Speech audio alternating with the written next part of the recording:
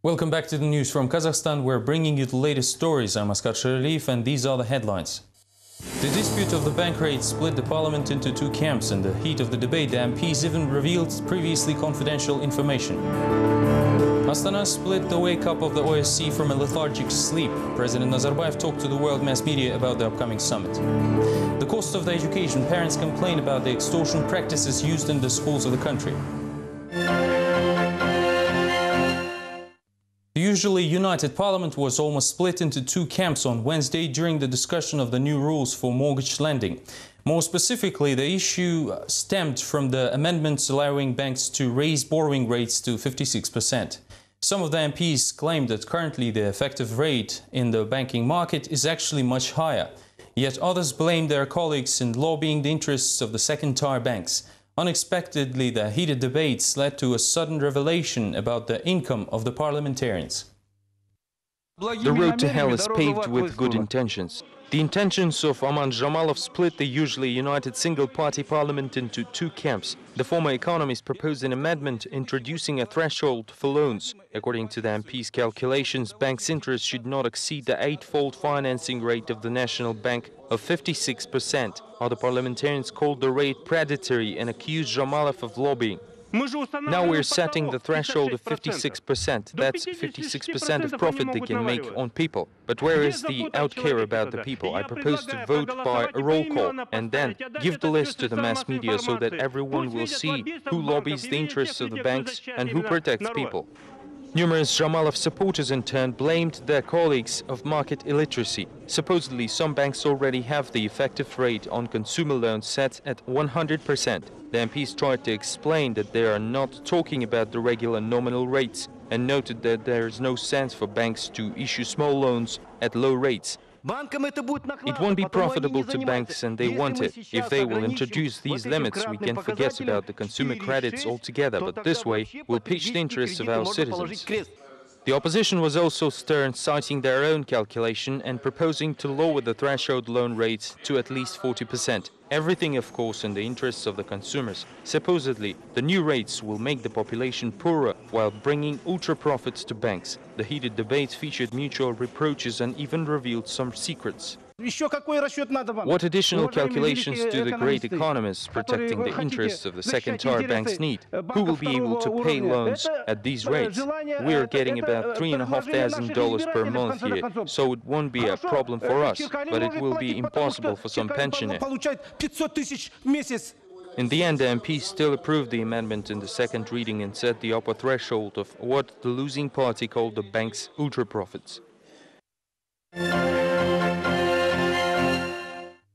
On Wednesday, the news agencies of the country published an interview Nursultan Nazarbayev gave to the Euronews. Nazarbayev told to the channel that he expects a reboot of the geopolitical relations after the OSCE summit in Astana. The president believes that the organization would have lapsed into lethargy if it refused to conduct the summit. In addition, the leader of the nation said that it was Kazakhstan's chairmanship of the OSCE that helped Central Asia to integrate better into European Commonwealth and also solve a maximum of social and political problems of the region. At the same time, no analysts or opposition members share the same opinion and recall the promises given by Kazakhstan in Madrid, which remained on paper for the most part. Some experts go as far as saying it is Kazakhstan that actually lapsed in lethargy. In such scenario, the OSCE would fall into a lethargic sleep. Meanwhile, no arguments in favor of the summit would bring results had not all of the OSCE member states shown their constructive approach and political vision. In addition to the summit's importance, Nazarbayev says that by hosting the event, Kazakhstan as the OSCE chair will be able to reboot the geopolitical relations in the organization's enormous responsibility zone, which spread not only to Europe and Kazakhstan, but up to the Pacific. This is blanket stealing and an attempt to give some importance to the meaningless event. The OSCE existed and will exist before and after Kazakhstan's chairmanship, which is not the best landmark in the history of the organization. The summit is needed to the president to obtain the concluding document, which will emphasize the pretty facade with the total lack of substance. Already now, many observers see the summit more as a fiction and an attempt to put up a good front. According to analysts, after the meeting in December, the West will stop treating Kazakhstan as a serious player on the political field of the region. Currently, Astana has a great and serious task of systematization of some common approaches to the further fate of the organization. The upcoming summit should at least match the last one held back in 1999 in Istanbul, which saw the approval of such major agreement amendments as the one on the conventional arms limitation in Europe. I see this as a propaganda linked with the president's administration's search for a new elevated image. This way, Astana wants to gain a new role of a super arbiter in the Central Asian region. In his interview, the president said that Kazakhstan has the full moral right to integrate into the democratic society. However, the internal social politics in relation to its own citizens makes this a questionable statement in the view of European leaders. Thus, the criticism of the OSCE chairmanship will likely follow immediately after the summit. OSCE's ambassador in Astana, Alexander Kilchevsky, said the importance of the summit has been greatly exaggerated. The opinion was shared during the roundtable dedicated to the final stage of Kazakhstan's chairmanship in the Council of Europe, approved by the president's administration. Due to the nature of the event, most speeches praised the achievements of the country, and it was Kilchevsky who brought everyone back to reality. This is especially surprising, since the ambassador was always cautious in his comments on Kazakhstan's policies. Experts praise the leadership of the country for not only raising critical problems on the regional level, but also actively helping the neighbors. Kazakhstan sent $11 million worth of aid to Kyrgyzstan, and over $50 million will be spent for the Afghan program. Our country will provide education to around 200 Afghan citizens annually. They will receive degrees in highly demanded areas like agriculture, pedagogy and law enforcement. This September, the first group of Afghan citizens has already entered Kazakh universities. One of the priority purposes of the Kazakh chairmanship was the resolution of long-standing regional conflicts. Experts note that some additional grounds for dialogue were created, giving the opportunity for discussions and resolution of some problems. The joint work will result in a plan to resolve the Nagorno-Karabakh conflict, which will be presented at the OSCE summit.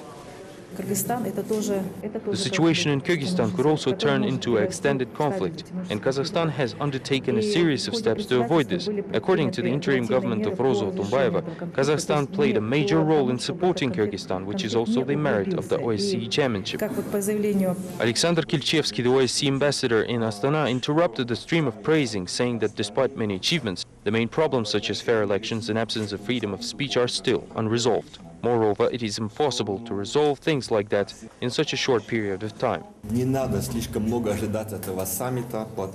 one should expect this summit to solve some major strategic issues. I think that it is unfortunate, but this will be also reflected in the documents presented during the event. There are still a lot of uncertainties and misunderstanding over these major issues. International experts claim that Kazakhstan was able to prove that Central Asian region needs a greater attention and plays an important role in the entire world politics. However, it is necessary to reinforce and strengthen the interests which is currently expressed by the OSCE, otherwise the summit will bring no results whatsoever. It will be simply illogical, and it should not be this way. Let's clean Kazakhstan. This motto was used by the political bloc Narodovlastia, the democracy, to hold an impromptu community work day in an Almaty park, next to the Lenin's monument. The place is the only area approved by the city administration to hold sanctioned protest actions. After seeing the poor state of the park, activists decided to call other political parties to join their cleaning campaign, which might spread far beyond the park's boundaries. Around 30 members of Volga participated in the park cleanup and were surprised by the low attendance of other parties. Still, all present participants agreed that even if a single person will express social responsibility and voluntarily clean up parks, streets or some area near his house, the country will become cleaner. The volunteers also revealed a hidden meaning of the campaign. Apparently, the small park is only the beginning, and soon they will be ready to clean up the entire country. We will clean the entire Kazakhstan from these lies, cowardice and stupidity. Nowadays, Kazakhstan is almost a non-state. It is just air. No one is responsible for anything here, and everyone does whatever they want, while the authorities steal.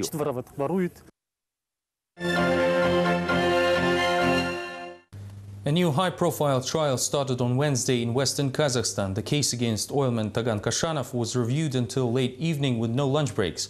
The trade union activists of the exploration and production Kazmunay gas is charged with drug possession. Kashanov's family and supporters, as well as the press, were not allowed to be present during the hearing.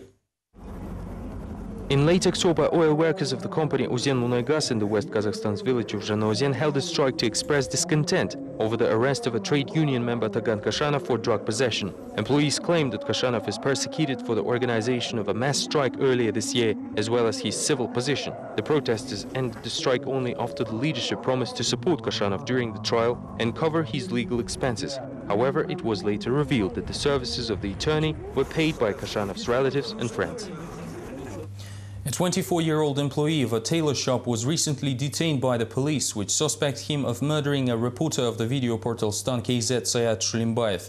The journalist was killed on December 25th last year, together with the owner of an apartment he rented. The investigation of the double murder lasted for almost a year, and the headway was reported only on Wednesday. During a briefing on November 10th, the spokesman for the Internal Affairs Ministry said the suspect in the murder of journalist Sayat Shulimbayev was detained and placed in the pre-trial detention ward. It took almost a year for the investigators to trace the murderer, who already confessed that he stole the money, laptop and mobile phones of the victims. The suspect worked in one of the tailor shops of the city and was a close friend with the killed apartment owner. The suspect said he thought the crime would be never solved. The investigation of the double murder is still underway.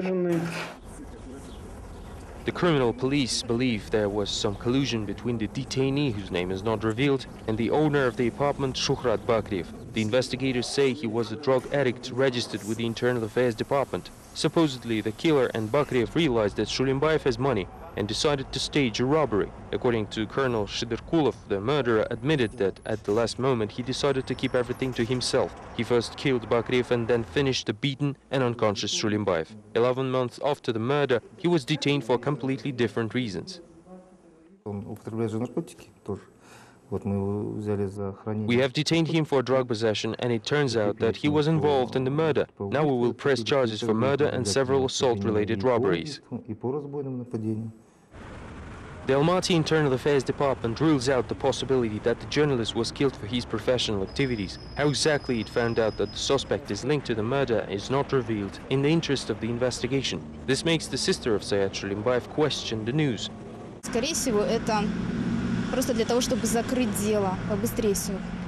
Most likely it is done just to close the criminal case by the end of the year. But since we had no information for almost a year, we can't say anything about the matter at the moment. We were just told that they found the murderer, and that's it. No additional information. After the briefing of the ministry, the family of the killed has more questions than answers, but they still hope the real murderers and organizers of the double murder will be eventually found.